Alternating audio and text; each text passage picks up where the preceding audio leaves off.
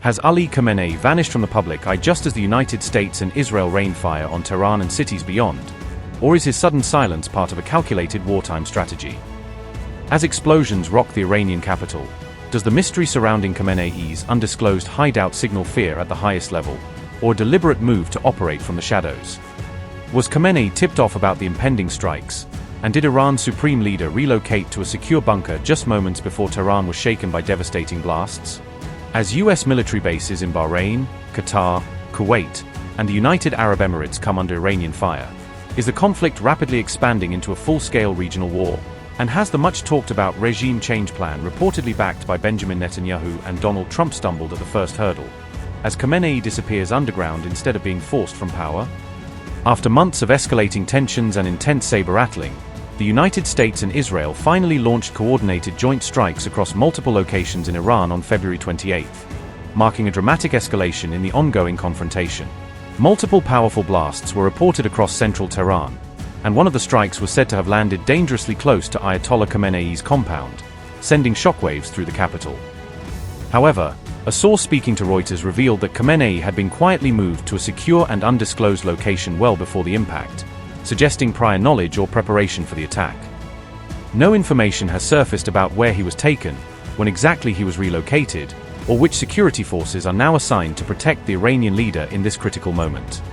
According to CNN's reporting, Israel's Saturday morning strikes inside Iran specifically targeted Khamenei, President Pezeshkian, and senior IRGC leadership in an attempt to disrupt the country's command structure. Additional targets reportedly included Ali Shamkhani and Ali Larijani, according to Israeli sources who described the strike package as one of the most extensive operations undertaken in recent years.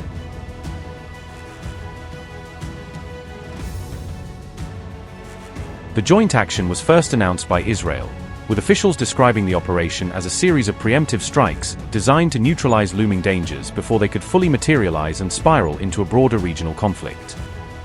US President Donald Trump later confirmed the large-scale military action, vowing in strong terms to crush what he repeatedly described as Iran's vicious regime and signaling a hardline stance against Tehran.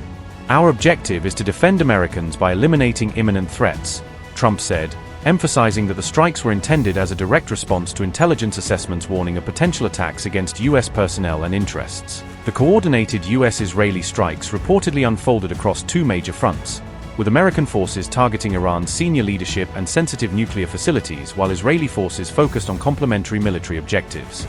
According to officials cited by the New York Times, Israel concentrated its firepower on Iran's long-range missile storage depots and mobile launch platforms in an effort to degrade Tehran's strategic strike capabilities.